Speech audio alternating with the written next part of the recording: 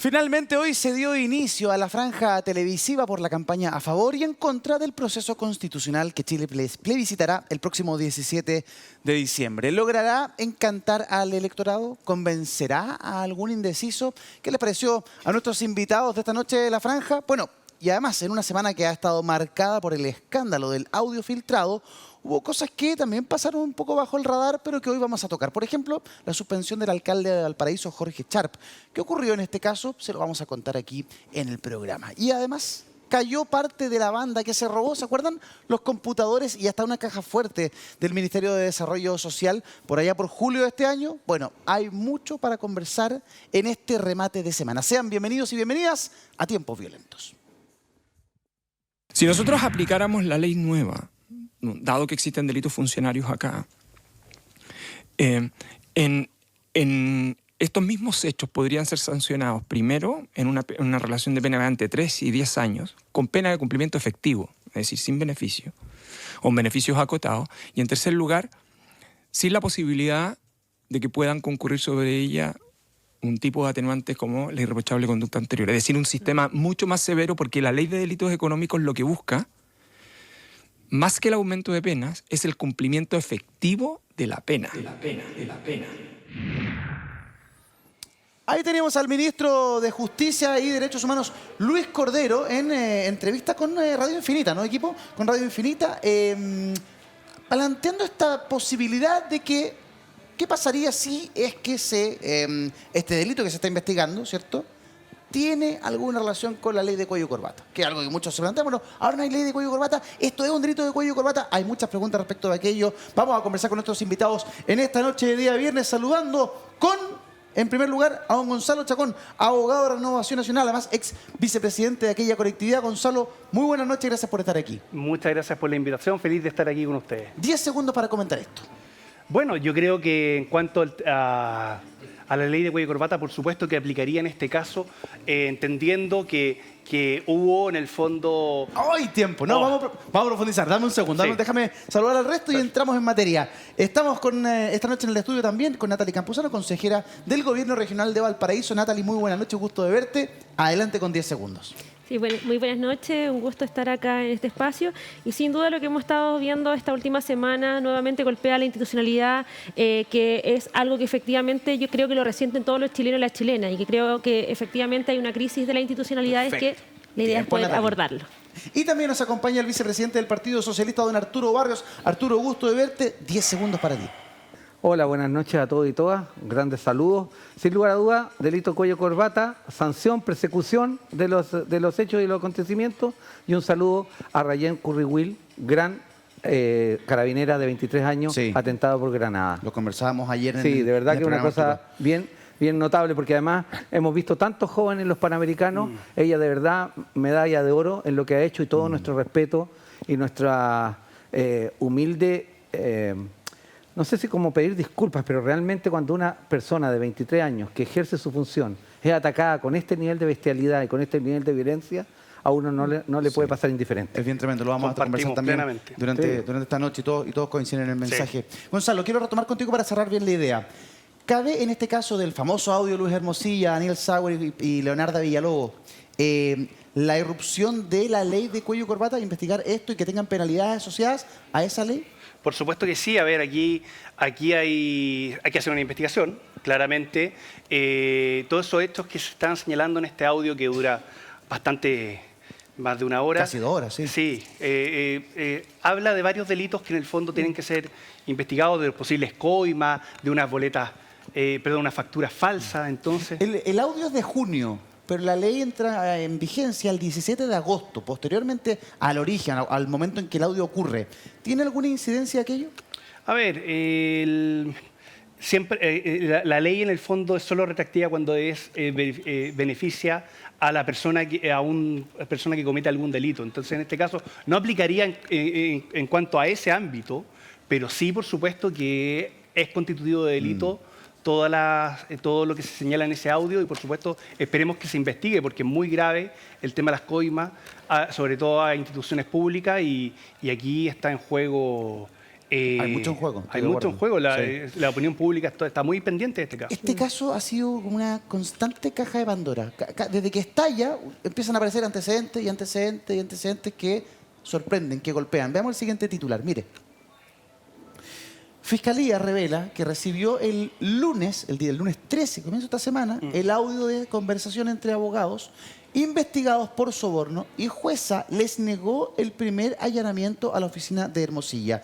Para quienes no están al tanto de esta situación, el audio llega primero a la Comisión de Mercado Financiero, ellos se lo remiten a la Fiscalía y la Fiscalía, ante esos antecedentes, dice, bueno, vamos a imputar a estas personas, queremos allanar la casa, la oficina de Daniel Sauer, de Luis Hermosilla y de Leonardo Villalobos. Y la jueza del cuarto juzgado de garantía de Santiago negó la posibilidad de que la Fiscalía de inmediato fuera a allanar la oficina de Luis Hermosilla. Natalie, ¿qué te parece la determinación del cuarto juzgado de garantía de Santiago? A mí me gustaría saber también por qué tomó aquella decisión, pero efectivamente en razón a lo que está puesto sobre la mesa y lo que podemos evidenciar en lo que sea a través de los medios de comunicación, pareciera ser que hay una sensación que en algunos casos se reacciona y en otros casos simplemente se genera una espera. El por qué, yo creo que el cuestionamiento público lo pone nuevamente, que efectivamente hay una sensación de la ciudadanía de que pareciera ser que algunas personas en nuestra sociedad pueden acceder a algunos tipos de privilegios y otros no. Y más que privilegio, sino que para algunos se asume alguna posición a través de la ley y para otros no. Y yo creo que acá se ponen en cuestión varios temas. En primer lugar, sin duda, el cuestionamiento a las institucionalidades como, por ejemplo, el servicio de impuesto interno, que es una institucionalidad que muchos chilenos y chilenas hay una buena ponderación a este espacio, ¿no? Y también la Comisión de Mercado Financiero, que en el fondo lo que se instala es la vulnerabilidad de estas instituciones al tema de corrupción, ¿no? Sí. Y ahí nuevamente volvemos al tema qué tan seguros o no, o qué tan exentos de espacios de corrupción están estas institucionalidades y cómo avanzamos para poder sanear aquello, ¿no? Fíjate que para ser justo con la entrega informativa, la jueza del cuarto juzgado de garantía de Santiago, Andrea Díaz Muñoz, rechazó esta autorización. ¿Por qué? Ella pidió fundamentar de mejor manera la diligencia por tratarse de abogados, quienes están resguardados bajo el secreto profesional, así como también todos sus medios de comunicación. Arturo, ¿es peso suficiente a la luz del audio? Porque el audio fue la primera gran prueba que la Fiscalía toma para decirle al tribunal, oiga, déjeme allanar estos lugares. O sea, a tiempo que corre, ¿verdad? Que desaparece. Mientras antes lo hagamos mejor. Y sin embargo se les negó por ese argumento. ¿Qué te parece? O sea, se supondría evidente que se tiene que allanar. O sea, como no, sí, evidente lo que dice en el audio y evidente que además también se señala en el mismo audio, estamos cometiendo un delito. O sea, se dice formalmente, no es una especulación. Entonces, evidente que se tiene que... Yo, de repente, uno que hay como medio plop, por decirlo de una manera, es lo mismo, ¿te acuerdas tú cuando hablábamos de lo de Arica? Que se empezaron a denunciar con el tema de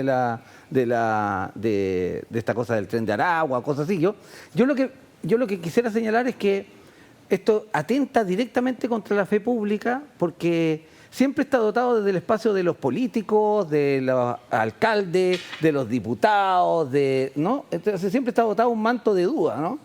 Pero lo que aquí está señalado es una cosa bien fuerte, porque todo este cambullón está en relación a las coimas, como bien aquí ha dicho Gonzalo y la consejera, pero tiene que ver con exculpar a grupos económicos, al parecer, ¿no? A grupos de poder, en fin. O sea, a lo que voy yo es que cuando uno decía, bueno, ¿es posible que gerentes de grupos económicos ganen 30, 40 millones de pesos al mes? ¿Eso es normal? ¿Eso es así? O sea, a lo que voy yo, que cuando se dice, a mí de repente me molestan todo el día porque no pago el tag, no sé si me entiende, y me siento culpable. Y aquí, de verdad que uno se siente vulnerado desde el punto de vista de decir, bueno, uno trata de cumplir todo, ¿no? Sí. Porque las cosas, porque algunas veces no alcanza, algunas veces, ¿no? La gente humilde, la gente que le cuesta pagar la olla día a día, que le cuesta pagar la cuenta de la luz, que le cuesta... Y ve por este lado que de repente hay gente que se pone de acuerdo, que pasa coima y que vulnera todo tipo de barrera que tendría que ser desde el punto de vista de un sistema normal. A lo que voy yo es que dice, pucha, si que hay que pagar impuestos, si esto sirve para todos y todas. Sí, claro. Sí, lo que uno observa en los audios es un grupo empresarial, ¿cierto?, del mundo financiero, con sus abogados, planeando la forma de pagar coimas y de pagar coimas adeudadas, según lo que dicen en los Pero audios, para evitar, para conocer, primero para tener información. Para evadir. Y además confiesan un delito previo de evasión. Exacto, eso es lo que digo yo, entonces ¿no? es tremendamente grave. Ahora, Gonzalo, volviendo al tema de la jueza, que a mí me llama mucho la atención, ¿sabes por qué? Porque esto se conoce el jueves por parte de la justicia, ¿Cómo tanto descriterio, el martes dices tú? por parte de la opinión pública a través del CIPER, y recién el jueves fueron a la oficina de Hermosilla. Entonces, ¿es una negligencia la decisión de la jueza? A ver, yo por supuesto que no la comparto. Yo creo que la justicia tiene que ser pronta y oportuna. Tiene que ser, en el fondo, actuar en el momento exacto. Pero déjame decirte algo, Eduardo, no me extraña tampoco. A ver. Porque lamentablemente hemos visto decisiones de jueces que realmente claramente la sana crítica, ¿no? Aquí no opera, no sabemos qué está pensando el juez cuando dicta lo que dicta. Sobre todo, por ejemplo, el caso, y comparándolo con la jueza Arica, que entrega toda la información de los testigos ocultos, en el fondo. Esto es decir, ya no es lo que ocurre solamente con esta jueza, sino que ya es reiterado. Y de repente no opera en el fondo la cordura y de repente son muchas veces decisiones El buen que son criterio, como dicen. increíbles y nadie las entiende. ¿En qué se diferencia, claro, el Tribunal de Arica, que permite que las partes, los defensores del Tren de Aragua, conozcan la identidad de los testigos clave, los testigos secretos, a un tribunal que permite que una persona que va a ser imputada, ¿cierto?, tenga 3 o 4 días para poder hacer lo que quiera? Yo no sé si lo hizo o no, pero se puede dar, se abre la oportunidad. supuesto. Y ahí la justicia tiene que ser Gonzalo, mucho más diligente. pregunta para la discusión del panel. A ver. ¿Te acuerdas cuando vimos el tema de la cárcel? Sí. De la cárcel de alta seguridad. Sí, También emanada del descriterio. claro. Todo el mundo peleando contra la delincuencia, todo el mundo tratando de que los delincuentes no se tomen los espacios públicos, y hay descriterio permanente, como bien dice Gonzalo. Sí. Eduardo, yo creo que acá hay 3 aristas que sin duda es una que yo he escuchado acá y vamos a coincidir, que es A la ver, arista Natalia. de la sensación que tiene la ciudadanía de efectivamente que algunos tienen privilegios y privilegios que efectivamente son ilícitos, ¿no? Que hay leyes para alguno para otro. Yo creo que eso golpea nuevamente el corazón de la democracia, de la fe pública y sin duda de la institucionalidad. Yo creo que acá va a haber nuevamente una crisis. Esto es como la guinda de la torta de la crisis que podemos dar desde las institucionalidades todas, cual sea. En segundo lugar, esto también hay que mirar que hay una arista que también está dentro del mundo de la gran esfera del mundo empresarial, ¿no? Cuando se reconocen esos audios, ¿no? La evasión, la vinculación con las empresas, en este caso lo que afectaría si sucedería tal cosa, si se entera tal cosa. Acá hay un tema que no podemos obviar, que es el tema de fondo, que sale en los audios, que es el tema empresarial que está de por medio. ¿Ya? Sí, las facturas falsas. Exacto, las facturas falsas. Y por otro lado, el tema de las coimas, que golpea al Servicio de Impuestos Internos y también a esta comisión, A la CMF. que sin duda esto también golpea a todos aquellos vinculados, ¿no? con estas instituciones, Sí. al mundo privado, a la pyme, en este caso al gran empresariado. Por tanto, hay 3 aristas que yo veo y que sin duda estas aristas van a concluir si efectivamente el Poder Judicial y con todas las instituciones de por medio que genera la investigación, pueden concluir de buena forma. Y eso también va de la mano el llamado legislativo y el ejecutivo, Sí. que puedan Hay- plantear también cómo sanear y generar mecanismos de modernización del Estado que garanticen que estas instituciones no tengan espacio para que Claro. entre la corrupción. Una ¿no? de las instituciones que tú has señalado que están involucradas en este problema es la CMF, la Comisión para el Mercado Financiero. ¿Por qué sale mencionada? Porque el señor Hermosilla en el audio dice que en una reunión que él tuvo con el señor Andrés Montes, que es fiscal de la CMF, el señor Montes, que lo debe investigar, ¿cierto? De investigar a su cliente, antes de irse le dice, muchacho, oye, yo no les debería decir esto, pero se los digo igual, vamos a investigar a ta. Se le entrega información, según la versión de Luis Hermosilla, en el famoso audio que todos conocimos. Bueno, hoy salió Solange Bernstein, la presidenta de la CMF, a explicar cuál es el escenario actual de Andrés Montes en la CMF, cortesía de Tele 13 Radio. Tenemos que investigar los hechos, pero en el intertanto, la institución tiene que funcionar. Ahora. Tenemos una institución tremendamente importante y todos nuestros funcionarios, incluido Andrés Montes, para poder seguir llevando a cabo sus labores, tiene nuestra confianza en tanto así sea lo que corresponde hacer mientras está esto en investigación. En conversación con Iván Valenzuela de Mesa Central, ahí en Tele 13 Radio, claro, Solange Bernstein plantea que es confusa la alusión al fiscal Montes en estos audios y que la suspensión va a depender un poco de la investigación. Pone mesura, porque efectivamente, ahora, ¿cómo tomar acción sobre una persona que es aludida? Que alguien menciona algo que no sabemos si es real o no. Tampoco se trata de andar haciendo juicio de diestra y siniestra y de manera tan adelantada, Gonzalo. Parto contigo. Por supuesto, esto no puede ser una cacería de brujas, Claro. de que empecemos a perseguir a todas las personas que posiblemente estén involucradas. Hay que hacer la investigación, hay que hacer una investigación seria, hacer los sumarios que correspondan. Y por supuesto, toda la gente entregar todos los antecedentes que sean necesarios para poder investigar y esperemos que se actúe con prontitud, como lamentablemente no lo actuó la jueza, que sí las demás instituciones realmente operen en Chile porque esto está en el ojo del huracán. Ahora, el fiscal Gajardo, Natalia. en algunos medios de comunicación, el ex fiscal, Sí. también levantaba una tesis no implícita, tengo Sí. que decir que implícita, que era un poco, a ver, ¿qué tan reales son estos audios? ¿No? Como, por una parte, si efectivamente estos audios hay un contenido que es real, ¿no? De ellos están, en este caso, ordenando un eventual delito como se plantean los O sea, audios, no pero que también... tan real son los audios son reales, Perdón, sino que qué tan real es lo que dicen. Lo que dice. Sí. Por tanto, qué tan real es lo que dice. Por tanto, también podemos estar hablando de que esta persona podría ser un fanfarrón de lo que pudiese hacer y también es para, en este caso, involucrar en términos económicos a sus clientes, ¿no? En este caso, decir voy a hacer tal cosa, pero requiero tal cosa. Claro. Son tesis que efectivamente están dentro de, Sí. yo me imagino, el proceso investigativo y que tienen que ser evaluados, porque también acá hay algo muy delicado. Se habla de personas con nombre y apellido que representan a instituciones que son muy importantes como servicios después de impuesto interno y hay que verificar si es cierto o no, Exacto. ¿no? Y si no es cierto, bueno, también qué mal por esa persona que ha sido aludida, afectada, Sí. porque también merece, en este caso, el crédito a la duda, ¿no? En el caso de que fuera así, como esta teoría que ha planteado el fiscal Gajardo y que yo le he escuchado a otros penalistas, no, esta cuestión es un bluff que hace el Claro. abogado Hermosilla para sacarle plata a su cliente. ¿Eso es una estafa? Pregunto, tú eres abogado, Gonzalo. ¿Eso es estafa cuando alguien te dice, oye, necesito plata para esto, ¿Suelto le pasan la un plata, delito? pero la plata no es para eso? ¿Qué es? ¿Legalmente? No, a ver, decir que una estafa no tiene que constituirse... ¿Más elementos? No es tan Para ser sencillo. Si estafa, yo no soy Gonzalo, penalista... tiene que constituirse un dolo, ¿no? No, es que, bueno, hay un dolo, hay una intención. Hay una intención y maliciosa de provocar daño, pero por supuesto, pero es más que eso en el fondo. Tú tienes que persuadir, tienes que intentar. Yo creo que no se cumple con los No requisitos. se alcanza a para mí. configurar No. el delito de estafa al menos.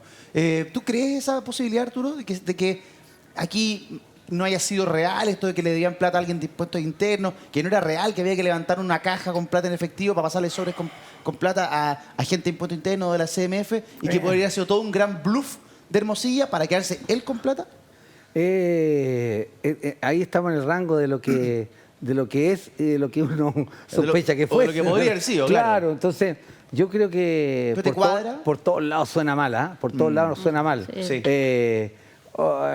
Si que uno se pone en la mejor disposición, ojalá fuera un fanfarroneo de alguien medio megalómano, por decirlo de una manera, Claro. ¿no? Pero al parecer aquí lo que se demuestra en el audio, ¿no? Es que hay es una forma, es un continuo, no es la primera acción, ¿no? Es una cosa que se describe desarrolla en hechos el pasados. tiempo, Sí. exacto, que es una práctica. Sí. Y también- Entonces es muy complejo porque fíjate que destruye la fe pública, como aquí bien se ha dicho, y destruye la institución, porque finalmente la institución que cumple un rol importantísimo en Chile, como el Servicio de Impuestos Internos, en fin, ¿no? Se ve afectada, por eso el ministro de Hacienda ha dicho que hay que llegar hasta las últimas consecuencias, que hay que hacer todo el tipo de investigaciones, porque cumple un rol muy importante para Chile, ¿no? El Servicio de Impuestos Internos. O sea, ¿O no? Absolutamente. Claro, ¿Esto entonces- se pudo evitar? Aquí voy. La Natalia apunta algo que me parece importante. ¿Cómo opera nuestra institucionalidad para evitar, por ejemplo, que estas cosas sucedan? El ministro Marcel habló de aquello, lo vamos a estar profundizando en cosa de minutos, porque a esta hora de la noche vamos a conversar con el expresidente de la Asociación de Fiscales, don Claudio Uribe, que se conecta con el Tiempos Violentos. Exfiscal, ¿cómo está? Gusto saludarlo. Hola, mucho gusto. Gracias por atender el programa. ¿Cómo le digo? ¿Le digo Claudio? ¿Le digo exfiscal? ¿Cómo lo llaman? ¿Abogado? Con abogado yo soy feliz. Con abogado feliz. Listo, vamos a hablar entonces con el abogado Uribe. Hagamos un primer panorama, abogado, por favor, de lo que usted observa de esta situación que tiene al país escandalizado. A ver, desde ya es una situación extraordinariamente grave constatar lo que están conversando. Desde ya un abogado muy conocido en la plaza, con muchas causas muy relevantes, que tiene acceso a las más altas esferas de poder, junto a un empresario que, más allá de los problemas que pueda tener, tiene grandes recursos económicos. Ver la lógica que hay para enfrentar posibles procesos judiciales y ver la lógica cómo se mira a las instituciones, Sí. desde ya es extraordinariamente grave. Si se llega a comprobar además acá que efectivamente hay algún tipo de corrupción desde esta esfera hacia instituciones tan importantes como el Servicio de Impuestos Internos o como la Comisión para el Mercado Financiero, claramente el tema es aún mucho peor. Así que el tema desde ya es muy grave. Lo que me alegra, digamos, lo que me parece muy bien, ha sido la rápida reacción de las distintas instituciones que tienen que tomar cartas en el asunto. Mire, sobre eso la verdad mismo, es que yo diría que... Sí, dígame. sobre eso mismo le quiero contar algo. Porque nos enteramos de eso que está ahí en pantalla. Fiscalía revela que recibió el lunes el audio de conversación entre abogados investigados por soborno y jueza les negó el primer allanamiento a la oficina de Hermosilla. Entonces, cuando en Chile sucede algo, en general uno escucha bastante, oye, la justicia es lenta, no actúa, se demora, la fiscalía no hizo nada. Aquí la fiscalía tuvo el audio y de inmediato fue a pedir allanamiento. Y fue el cuarto juzgado, la jueza del cuarto juzgado, que dijo no. Ok, en la casa del señor Sauer, pero no en la oficina del señor Hermosilla, porque es abogado y hay que proteger el secreto profesional. ¿Fue un error no haber autorizado ese allanamiento toda vez que pasaron martes, miércoles y jueves, 3 días después recién la policía pudo ir a allanar esa oficina? A ver, después de la batalla todos somos generales. Yo creo que efectivamente no fue buena la decisión de la jueza, no tenía conocimiento de eso, pero lo que sí les diría es que probablemente cuando uno va a la oficina de un abogado sabiendo que ahí hay información de distintos clientes, puede otorgar autorizaciones con los resguardos respectivos. Es decir, oye, uno está trabajando con policías que necesariamente van a tener que conocer información privilegiada respecto de distintas causas, de distintas personas, pero bueno, la podrán utilizar solo aquella que diga relación con las materias para las cuales se pidió la investigación. El resto la tendrán que devolver y la tendrán que desechar. Eso se usa a nivel internacional en distintas legislaciones, digamos. Acá yo no veo por qué, por el hecho de que alguien sea abogado y tenga efectivamente información de distintos clientes, per se eso va a impedir que se haga un registro. Sí habrá que tomar los resguardos para proteger la privacidad en aquellos casos que no digan relación con lo que se está investigando. Sí, fue un error entonces no haberlo autorizado, tomando por supuesto los resguardos que usted nos plantea. El propio tribunal puede haber dicho a la fiscalía, hágalo, pero hágalo con estos cuidados. Y Carabineros actúa. De hecho, cuando se hizo el allanamiento el día jueves recién, esto se publica el martes, pasa todo el miércoles, el jueves a mediodía logra la policía llegar con la fiscalía a la oficina de Hermosilla. El propio defensor de Hermosilla, su hermano Juan Pablo, dice, y esto se ha hecho de manera ejemplar, muy bien, resguardando el secreto profesional. Estaban muy conformes con cómo se había hecho. Uno tiene el legítimo derecho a sospechar o a preguntarse, bueno, ¿habrán encontrado toda la evidencia? Uno esperaría que sí, abogado. La verdad es que eso lo vamos a saber después al final de la investigación. Y obviamente este tema es crítico porque la conversación que se ha conocido a través de los medios, que hemos conocido todos, si bien es muy grave, obviamente para configurar algún tipo de delito concreto, específico, con personas determinadas, le falta información. Es decir, acá escuchamos hablar de pagos a funcionarios por entregar información, todo lo cual de comprobarse sería delito, pero el gran desafío que tiene acá la Fiscalía y la policía que trabaja con ella es ponerle nombre a esto, ponerle fecha, ponerle lugar, darle contenido, porque de lo contrario, sí, claro, acá de lo contrario no vamos a pasar de una conversación muy escandalosa, pero que no da cuenta de ningún delito concreto. Dos preguntas. Primero, el abogado Hermosilla, el hermano de Luis Hermosilla, decía que esto era muy fácil de investigar, Que, oye, esto es bastante sencillo de investigar. Dijo probablemente la Fiscalía ya tiene bastante avanzado todo esto. ¿Estos delitos son sencillos de investigar? ¿Son fáciles de investigar? Yo no sé, Juan Pablo Hermosilla es un abogado con mucha experiencia, yo no sé en qué estará pensando, digamos, o qué arista del tema estará pensando que es la de fácil. Yo lo veo bien complejo. Ya en general, todos estos delitos donde se corrompe a funcionarios, la información no está ahí tan disponible, tan abierta, muchas veces bastante solapada, el dinero no suele circular a través de cuentas bancarias, entonces, per se, decir que esto es fácil de investigar, yo no estoy de acuerdo, sin perjuicio de que habría que entrar a ver bien qué era lo que quería decir Juan Pablo Hermosilla con esa afirmación. Claro. Y lo otro que me queda en el tintero respecto de lo del cuarto juzgado. Si se llegase a descubrir en el futuro que hubo destrucción de evidencia por parte del imputado Hermosilla, a partir de la decisión de la jueza, ¿esa jueza tiene alguna responsabilidad o el sistema no contempla esa situación? No, yo diría que no podemos en este sentido andar responsabilizando más allá del mérito de los antecedentes a cualquier juez. Si un juez toma una resolución y nosotros no estamos de acuerdo, bueno, eso se enmienda a través de otra resolución, pero de ahí a responsabilizar, no sé, administrativamente, menos penalmente a un juez por tomar una decisión en el marco de sus atribuciones, me parece que no corresponde. No corresponde y no lo contempla. Y la última, ¿usted considera, abogado, que la Fiscalía hoy día, comandada por el fiscal Ángel Valencia, tiene todas las herramientas para poder perseguir hasta el final esta situación, esta historia que hemos conocido esta semana? Desde el punto de vista normativo, desde el punto de vista de las capacidades, claramente lo tiene. Dicho eso, esta no es una investigación fácil. Además, estamos partiendo de la base de que los hechos que se mencionan en esta conversación son reales.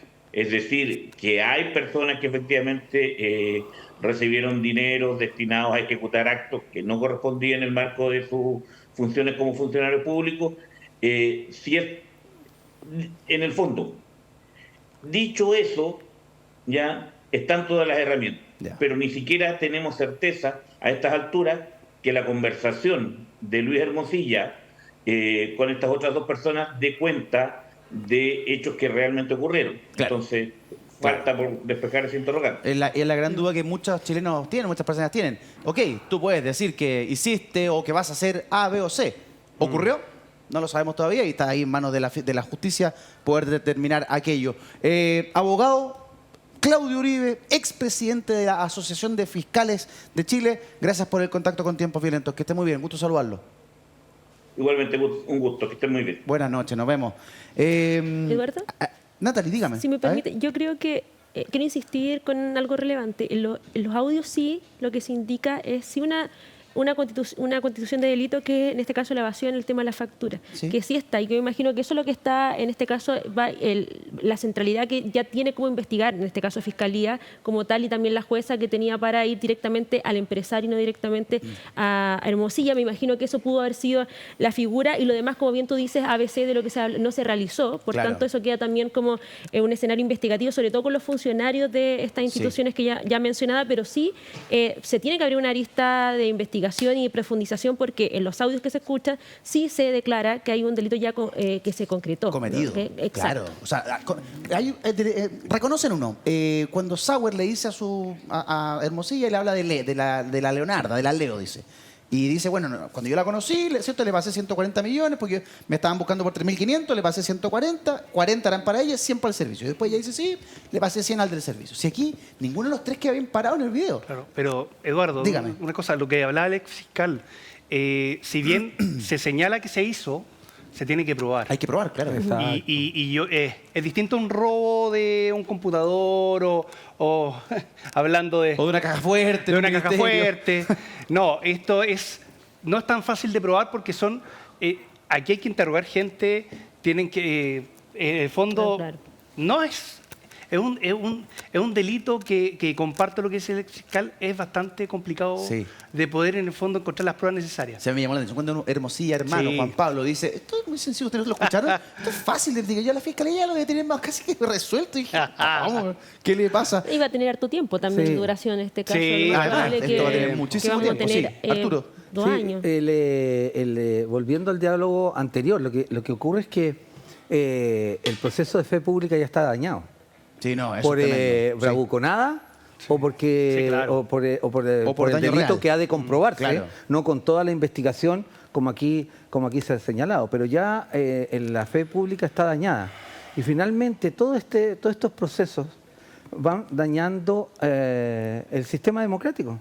Miremos la última encuesta, ¿no? Hay alguna gente que dice, mire, democracia, pero, dudan. A lo que me refiero yo, que las clases de educación cívica, las clases de formación ciudadana, ya que uno es profesor, las clases de ciertas normas valóricas, marcos valóricos por los cuales transitar, son de mucha importancia porque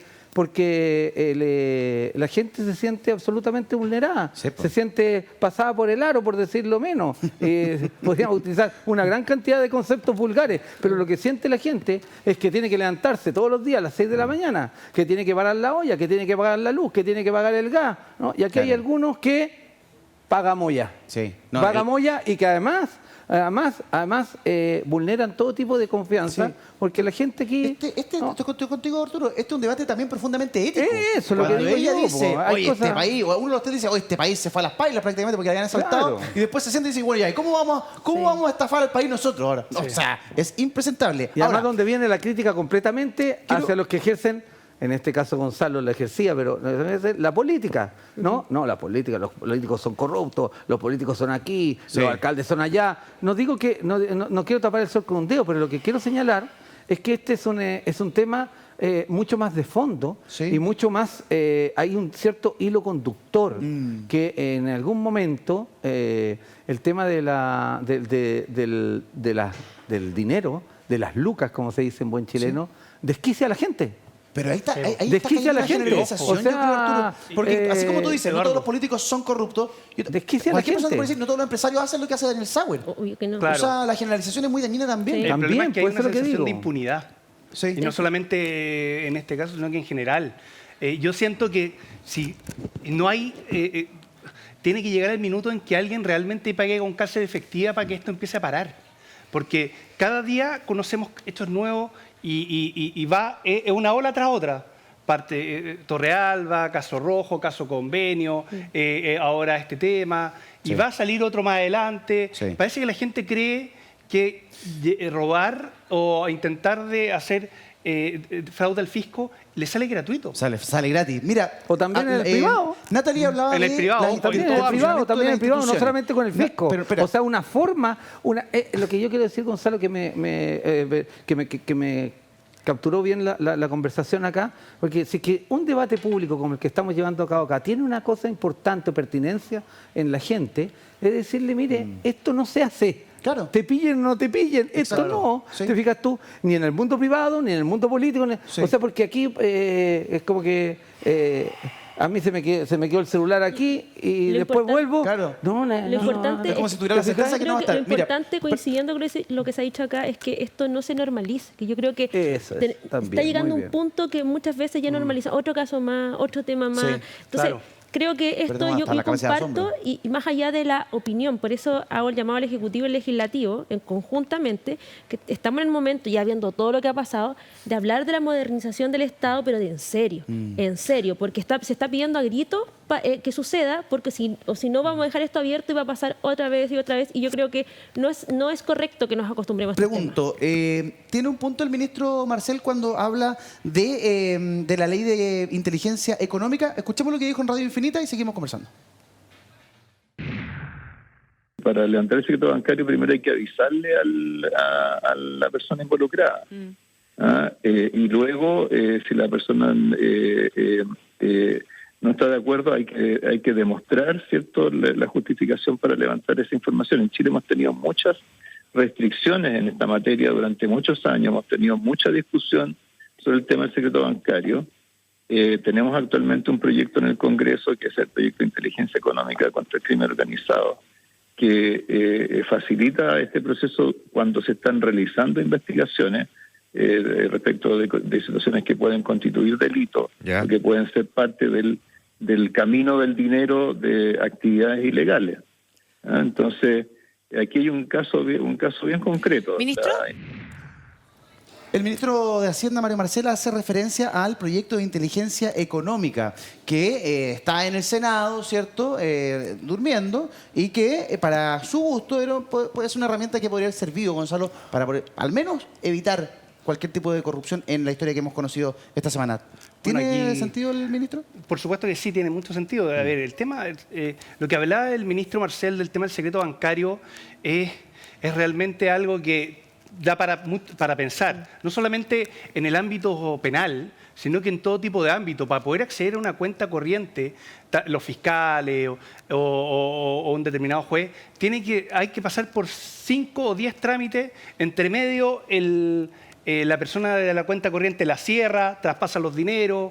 Eso lamentablemente ocurre en Chile, porque a mí me pasa como abogado, yo lo veo constantemente, donde para poder acceder a una cuenta corriente de una persona que debe dinero, que está sentenciada bajo una condena de un tribunal, es imposible. Y eso no solamente le pasa al ministro, en el fondo a la Fiscalía, sino que le pasa a gran parte de los tribunales de Chile. Poder acceder a esa información es realmente complicado, y por eso sería muy importante esta ley. Deme un segundo, por favor, que quiero presentar de inmediato a esta hora de la noche a don Francisco Leturia, director del Consejo para la Transparencia. Francisco, gusto saludarte. Muy buenas noches. ¿Cómo estás? Hola, ¿qué tal? ¿Cómo estás? Bien. Muchas gracias. Francisco, te escuché esta semana en una entrevista, me llamó mucho la atención los conceptos que utilizaste, porque hablaste de cosas que efectivamente no son parte del caso mismo, pero sí son parte de los coletazos que el caso nos va dejando. Esta sensación de impunidad, el daño a la fe pública, de lo que hablaba Arturo hace algunos minutos. Cosas que se van instalando en la ciudadanía y que son caldo de cultivo para que tengamos una vida muy dañada entre nosotros, entre los chilenos. ¿Cuáles crees tú que son los principales efectos de esto que conocimos el día martes a través del audio de CIPER?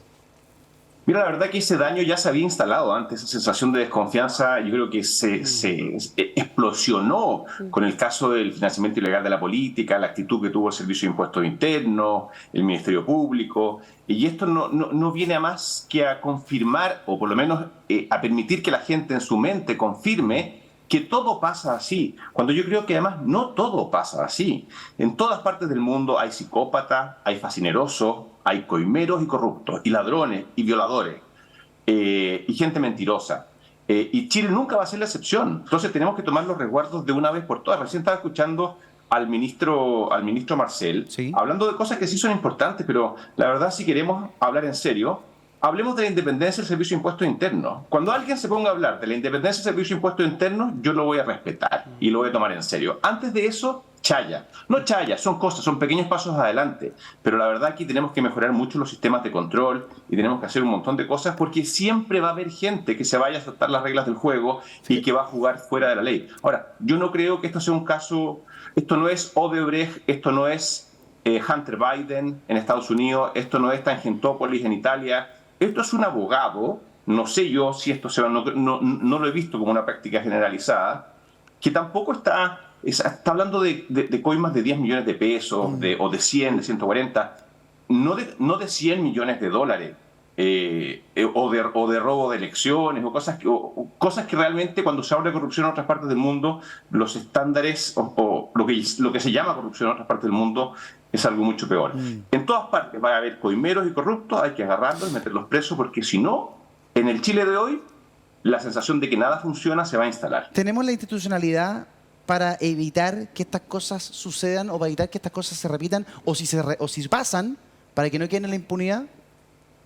Yo creo que hay dos cosas importantes. Primero, que no pasen, o que pasen lo menos posible, pero la verdad, infidelidad, asesinatos y corrupción va a haber siempre, porque la historia humana es así.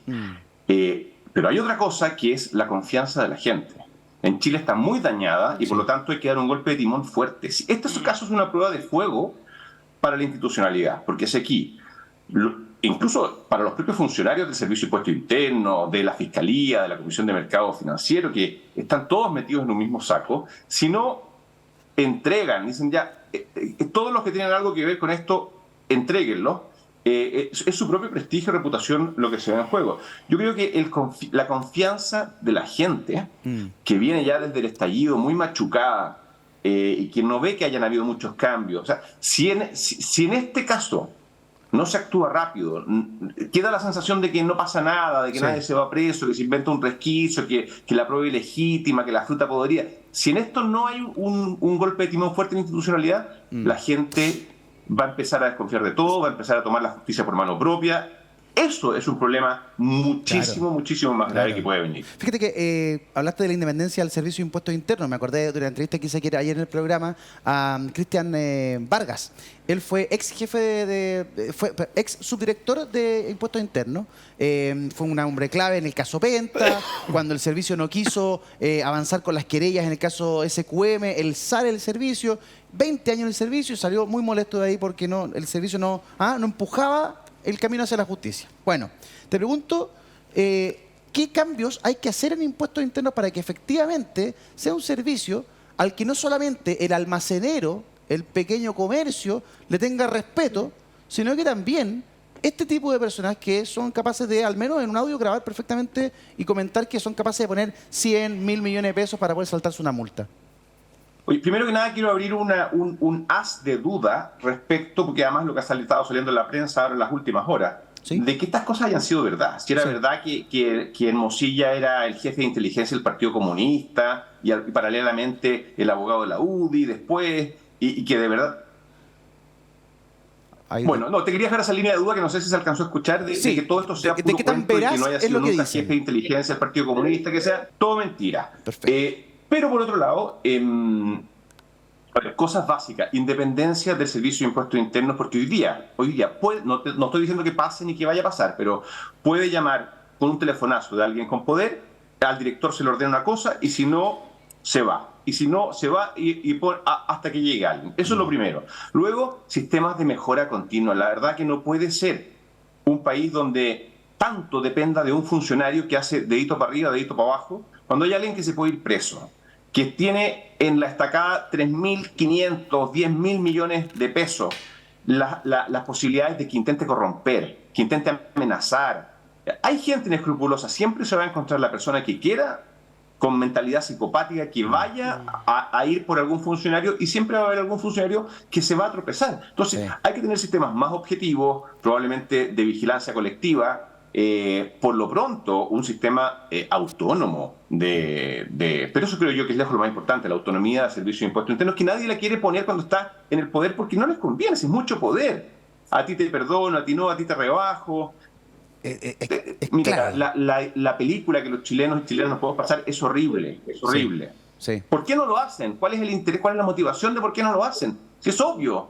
Entonces, todas las respuestas son malas, todas las respuestas son respuestas que no queremos oír. Entonces, creo que si queremos ganar confianza, y la confianza está en el suelo, si queremos reconocer, la clase política tiene que dejar estos privilegios y corregir las cosas hacia lo obvio. Sí. Vamos a ver si pasa. Es que, ¿sabes qué? Uno lo conversa y la gente se da cuenta de que efectivamente al final no pasa nada, ¿cierto? Cuando esto estalló, yo leí muchísimos comentarios de ¿para qué tanto escándalo si no va a pasar nada? Esto va a quedar en el olvido. Y eso no puede estar instalado. Y eso es porque finalmente no hay instituciones independientes como tú planteas, por ejemplo, impuesto interno. Que todo el mundo lo respetara por igual. Pero yo, mira, tengo una pequeña luz de esperanza, que esto es tan siniestro, tan oscuro, tan grosero, tan terminal, que si es que no se reacciona ahora, si es que en esta vuelta no pasa nada, yo entiendo, empatizo con la gente que dice no le creo a nadie. Que se vayan todos, como emoción, sí. ¿Entiendes? Sí. Entonces, pero para que la gente cambie esa emoción hay que dar señales, porque la emoción es algo que se da a nivel subjetivo. Sí, claro. Es un tema como la confianza, la sensación de seguridad, no sacan nada mostrándome una cifra. Es algo que si yo, con lo que veo, con lo que escucho, no me genera esa sensación, empieza a crujir el Estado de Derecho, empieza a crujir la confianza en general en en todo. Francisco Leturia, presidente del Consejo para la Transparencia, un abrazo grande. Gracias por contactarte con nosotros a esta hora de la noche de aquí en Tiempos Violentos. Nos vemos. Muy bien, Francisco Leturia. Yo creo que hace un punto clave al final respecto de lo que somos capaces de soportar. Y uno tiene... Chile es un país con gente muy paciente, pero cuando vienen con demasiado... lo vimos, si esto lo vimos. Cuando se instala la idea de que te están abusando constantemente, la gente dice, hasta aquí nomás conmigo, yo no aguanto más. Y ahí queda la escoba. Y después todos se encogen de hombros y empiezan a echarse la culpa. Y no pasa nada. Gonzalo. Lamentablemente, lo que decía Francisco Leturia es real. Muchas veces se tapan entre los mismos poderosos. A ver, independiente de colores políticos, aquí es transversal. Sí. No hay nadie más transversal que Hermosilla. Con eso, claro. Con eso estamos claros. No, y cuántas veces, hablemos las cosas como son, en el Congreso, se tapan cosas porque al final todos están salpicados. Y eso lamentablemente la gente común y corriente lo resiente. Sí. Y por eso en el fondo pasan las cosas que ocurren después, que por eso fue el estallido y lamentablemente vivimos en esa constante injusticia. Y yo creo que Leturia dio en el clavo de lo que está pasando. Sí, hay que tomar acción. La clase política tiene que tomar acción, tomar el timón y decir, bueno, ¿qué vamos a hacer con el impuesto interno? ¿Lo vamos a independizar? ¿Tú vas a hacer una agencia de verdad con diente, con todo? Tiene que ser totalmente independiente. Bueno, ahí abres un debate importante que no se trata de aprovechar la oportunidad para un sector u otro, ¿no? Para que no se malentienda lo que voy a decir, sino que, por ejemplo, la discusión tributaria tiene que ver mucho con el tema de lo que pasa en impuesto interno, qué aristas, ¿no? Qué estándares se van a poner. Y también quiero insistir, lo voy a repetir hasta que salga, modernización del Estado. Yo creo que es muy importante ese punto. Sí. No podemos hablar, endurecer, en este caso, sanciones, si no tenemos mecanismos preventivos. Yo creo que es muy importante. Yo no quiero torpedear ninguna agenda, no me interesa el tema de la reforma tributaria, por ejemplo, pero yo creo que los chilenos tienen derecho a decir, bueno, si hay gente que se salta los impuestos porque le ponen una coima a alguien, ¿por qué voy a tener que pagar más impuestos yo que siempre los he pagado? O sea, esas sensaciones son muy dañinas también para la sana democracia y juegan en contra del beneficio de todos. Es que eso es lo que ocurre, porque finalmente el espejo público es blanco-negro. Entonces la gente dice, ¿y por qué yo? Claro. Si todos son, ¿no? Entonces es como cuando uno habla con los alumnos de uno, le dice, ¿sabes qué? No, hay que... Oye, pero profe, si aquí todos roban, po. Si aquí todos, ¿te fijas tú? Entonces, después, eso se llama, en habilidades socioafectivas y formación ciudadana, se llama la habilidad apego a la norma y a la conducta. O sea, a lo que te digo yo es que cuando tú, por ejemplo, la gente no paga el Transantiago. Claro. Cuando la gente, entonces tú le dices, oye, pero paga. Oye, pero se quitó robo. Si ¿me entiendes? Entonces, cuando tú no das una señal, cuando tú no lo haces en el ejemplo, te fijas tú, es como cuando yo digo que trabajamos en convivencia escolar y todo el tema, entonces, bueno, póngase de acuerdo, mediación de conflicto. Sí. En el ámbito educativo. Sí. Y después fuera del colegio a mí me dicen, oiga, profesor Conejo, que me dice a mí, y yo, oye, todos que tales por cuál y todo. Dice, bueno, ¿cuál es la realidad? ¿Esta persona o este otro? Entonces, yo creo que uno tiene que ser prudente en aquello, demostrar con el ejemplo en algún sentido. Sí. Y claro, errores y debilidades humanas hay. Pero lo que tiene que existir en la sociedad, mínimos comunes para poder transitar en ella. Sí. Que sean ejemplos para que todos, de una u otra manera, vaya cuajando. Entonces, cuando uno dice, mire, ¿sabe qué? Usted tiene que pagar tal impuesto. Bueno, ¿eso dónde va? Y tiene finalmente una razón social, un bien común para eso del Estado, en fin. Vamos a dejar este tema hasta acá, vamos a cambiar completamente de tema y vamos a enfocarnos en la franja televisiva que comenzó el día de hoy. La campaña a favor, la campaña en contra, presentaron sus primeros spots durante esta tarde, también esta noche. La de en contra, ¿cierto? Comenzó con el Pacto por Chile, vota en contra, Partido Humanista del Partido de Igualdad, la Democracia Cristiana, el Partido Social Cristiana. Lo estamos viendo ahí en pantalla. Así fue como comenzó. Esas son las primeras imágenes, esas son la campaña de a favor. El Pacto Chile en contra, ¿cierto? Donde hay una serie de partidos, ¿cierto? Y también luego vino la emisión de la campaña a favor con el Partido Republicano, la UDI, Renovación Nacional, Evópolis, Partido Social Cristiano, Amarillos y Demócratas, además del Partido de la Gente. ¿Les gustó? ¿Qué le parece? Primera impresión, ¿con qué sensación se quedaron, Gonzalo? A mí me gustó bastante. No sé cuánto moverá la aguja realmente, porque yo creo que la gente poco ve televisión hoy día. sino que se guía mucho por las redes sociales. Sirven más que nada las franjas televisivas para poder sacar las cuñas y poder mandarlas a las redes sociales, que en el fondo es donde mucha gente joven se está informando hoy en día. ¿Influyen? Vuelvo a la misma pregunta para no ser injusto. ¿Les gustó la campaña? ¿Está bien armadita? Yo creo que... O sea, ¿Tiene épica? Para hacer la primera, recordar que igual quedan algunas semanas con la franja, creo que estuvieron bien, ambos creo que lanzaron toda la parrilla en esta, los mensajes fueron precisos, fueron todos muy emotivos, no fue tanto de información, sino que más emotivo, tanto el en contra como el a favor, y yo creo que sí, la franja en estos medios sí se ve, hay un público etario, ¿no? Un poco más mayor que ve todavía, sigue la televisión, eso lo podemos desconocer, y que efectivamente sí también lo que va a influir, yo creo que las redes sociales van a marcar, pero también creo que es la franja menos esperada.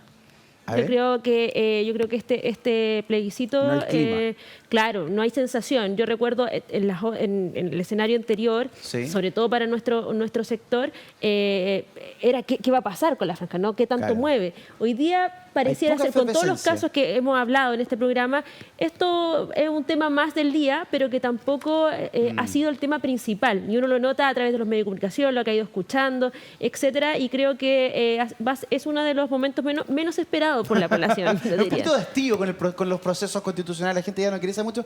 Da la idea, ¿no, Arturo? O sea, yo estoy convencido que el 17 de diciembre esto se acaba. No hay ninguna posibilidad de un nuevo proceso constitucional. No hay nadie que haya dicho lo contrario, nada de aquello. No, o sea, por favor. Salvo el Partido Comunista. Esto se acaba completamente. Yo creo que la franja... Pero lo aclaró. Yo creo que la franja... yo no estoy de acuerdo con aquello. Yo creo que esto se acaba el 17 de diciembre y es decisivo. Yo coincido con que no hay ningún clima electoral, pero coincido con que la franja marca opinión y tendencia. ¿En qué sentido? En el sentido de decir si es que esto le conviene o no le conviene a Chile. Y nosotros hemos marcado dos clivajes en la franja del en contra, que tiene que ver uno con que esta Constitución perjudica la vida de los chilenos, y la perjudica porque mantiene la ISAPRE, porque mantiene la AFP, porque hay un retroceso en el ámbito de los derechos de la mujer, el tema de las contribuciones, en fin, y por el otro lado porque divide, porque este no es el texto constitucional que todos esperábamos, al igual que el otro también, y yo me hago cargo de esa autocrítica, la del 4 de septiembre, ¿no? Si no perdimos por casualidad, no perdimos porque también se llevaron a un extremo los argumentos, al igual que ahora por parte de más que de un texto constitucional, de una plataforma política del Partido Republicano. Y ahí entonces nosotros demostramos con nuestras banderas chilenas, con el en contra, en fin, que esa es nuestra campaña, de decir, mire, esto no le hace bien a Chile. Sí, de hecho hay varios que ya se muestran arrepentidos de haber votado a prueba en el plebiscito pasado. Yo creo que eso estuvo de más. Yo creo que estuvo de más. ¿Se equivocaron al pegando en el decir pecho? eso? Sí, yo creo que... ese autoflagelamiento fue un error. Primero, yo creo que hay cosas que de repente cuando nadie te pregunta, mejor no opinar. Yo creo que todos tuvimos una posición en ese momento, después las autocríticas ya se realizaron, hoy día es momento de campaña, aquellos que están por el contra, por argumentar en ese sentido, por qué nosotros consideramos que es necesario votar en contra por todos los retrocesos que ya se mencionaron por parte de acá, en este panel. Y yo creo que lo importante hoy día es cómo también se posicionan las temáticas. A mí me parecen muy bien los clivajes que se han nombrado y que creo lo importante de esos clivajes o esos puntos en común es que el mundo de la izquierda y el mundo progresista se han puesto de acuerdo para marcar las temáticas que efectivamente nosotros consideramos que son retrocesos. Y eso yo lo veo como un avance porque en el proceso anterior nos costó mucho llegar a esos puntos, ¿no? Por tanto, yo eso por parte de mi sector lo celebro, efectivamente desde adentro del a favor tendrán sus propios análisis. Una de las que marcó postura ante este plebiscito del 17 de diciembre fue la expresidenta Michelle Bachelet. Escuchémosla. Y no quiero dejar pasar mi preocupación por la situación de seguridad en nuestro país. Un desafío que trasciende gobiernos y exige la unidad de toda la sociedad. Esta unidad crucial para enfrentar temas de Estado es lo que esperábamos de la nueva propuesta constitucional. Desafortunadamente, en lugar de unir, esta propuesta nos divide y tampoco nos entrega más seguridad. Por estas y otras razones, votaré en contra. Chile no se merece una constitución que nos divida. Chile no se merece una constitución que nos divida, esta nos divide y no nos entrega seguridad, es lo que planteó la expresidenta Bachelet. Gonzalo, ¿qué te parece? Yo encuentro lamentable la declaración de la expresidenta Bachelet porque habla de que esta constitución nos divide. Es decir, la anterior no nos dividía porque ella estuvo a favor de esa constitución y todos sabemos cómo era, de partisana. Entonces, siendo sincero, la expresidenta Bachelet, la declaración de la expresidenta Bachelet es poco creíble. Es poco creíble. Poco creíble. Yo no le creo. ¿Por cómo se la jugó en la campaña anterior? Totalmente. Cuando dice que esta no divide y la anterior, entonces la anterior, ¿qué ocurrió con la constitución anterior? Puede señalar 1000 cosas en contra de esta constitución, pero señalar que nos divide, yo creo que eso es poco creíble por parte de la expresidenta. No es perfecta, más se acerca a lo que yo siempre soñé. Fue la frase que utilizó la presidenta Bachelet para el apruebo. Así fue. Opción que perdió. Y hoy día ella dice voto en contra. Ahora, lo que sí había sido muy criticado era que se veía cierta inacción del gobierno para dar a conocer el texto de la propuesta. Bueno, hoy eso cambió porque se instaló el kiosco ciudadano ahí en la Plaza de la Ciudadanía. La voz es de la vocera del gobierno, justamente, la ministra Camila Vallejo. Veamos. Había un presupuesto aprobado para la Convención Constitucional cuyos recursos la misma Convención pidió destinar a la impresión de texto a través de la Secretaría General de la Presidencia, que era el ministerio colaborador de la Convención Constitucional en el marco de la ley que se aprobó para ese proceso. Y esos recursos fueron recursos adicionales que nosotros pudimos usar en un convenio con el Ministerio Secretaría General de la Presidencia para más impresiones de texto, pero eran recursos de la Convención. Este año no hay recursos que el Consejo Constitucional haya dispuesto. Había mucha crítica respecto a los recursos que hubo para imprimir, ¿cierto?, las propuestas constitucionales en este proceso, que son menores a los recursos que se utilizaron para imprimir la propuesta de la convención. La ministra ahí hace la aclaración que los fondos de alguna manera provienen de, en este caso, el Consejo Constitucional. Explícanos un poco más, por favor, Natalie, para que todos lo podamos comprender. O sea, simplemente profundizar lo que dice la ministra, lo que ella dice es cierto, se pueden buscar a través de las distintas plataformas de materia de transparencia para ver el tema de, en este caso, los recursos. Y efectivamente el gobierno ha procedido como se ha indicado, ¿no? Recordar que todos estuvieron de acuerdo cuando se llegó al acuerdo para este segundo momento, ¿no? Con los diferentes partidos políticos, que esta tenía que ser una discusión de carácter austero, ¿no? Y eso austero era con disminuir las personas que trabajaban con los consejeros constitucionales y también los recursos en sí que estaban dentro del espacio constitucional, y eso también deriva a la proyección que tienen con el tema de las impresiones. De todas maneras, el gobierno igual se ha comprometido, y lo ha dicho fuerte y claro, de hacer un despliegue para el de carácter informativo.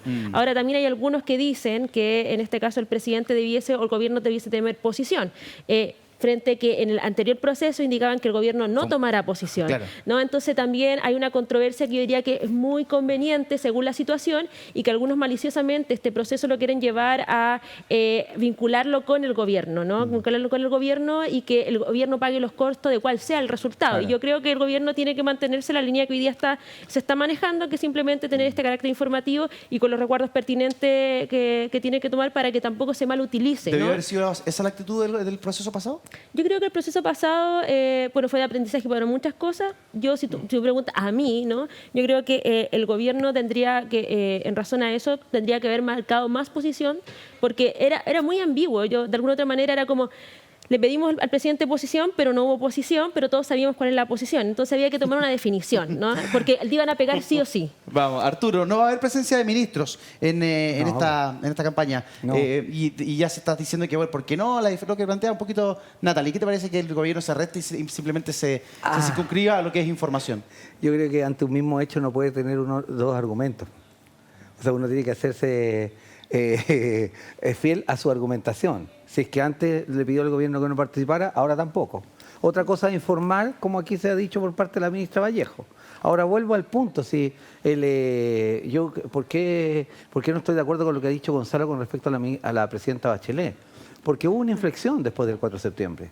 Si aquí hubo un acuerdo de expertos, ¿no? Sí. En los 12 bordes. principios. Claro, exacto. Entonces hubo una inflexión con respecto al tema. Si cuando uno pierde tiene que hacer una inflexión, si por favor, si eso es normal en la vida y en la política y en cualquier quehacer. Entonces, digo yo hacia adelante. A mí lo que yo sostengo es que este es un mal texto, porque finalmente es una plataforma política de un partido, y eso yo creo que es nocivo para el ejercicio de la ciudadanía, de lo mismo que estábamos hablando anteriormente. Sí. Oye, perdón, nos quedan escasos segundos. Estamos a un mes del plebiscito. ¿Alguno se aventura a un resultado? Rápido, por favor. ¿Gana en contra, seguro? Yo creo que gana el en contra, la soberbia no es buena, hay que seguir trabajando. Ya, Natalie. En contra, pero no a dormirse, sino que... No a dormirse. no dormir. ¿Y acá? Gana a favor, por supuesto que ¿A gana a pesar de favor. lo que dice la encuesta, Sí, Gonzalo? yo creo que lo vamos a dar vuelta. Lo dan vuelta. Vamos a ver, queda un mes. Y usted, yo y todos los que estamos acá, a través del voto, vamos a decidir. Hacemos un corte, regresamos de inmediato con Tiempos Violentos.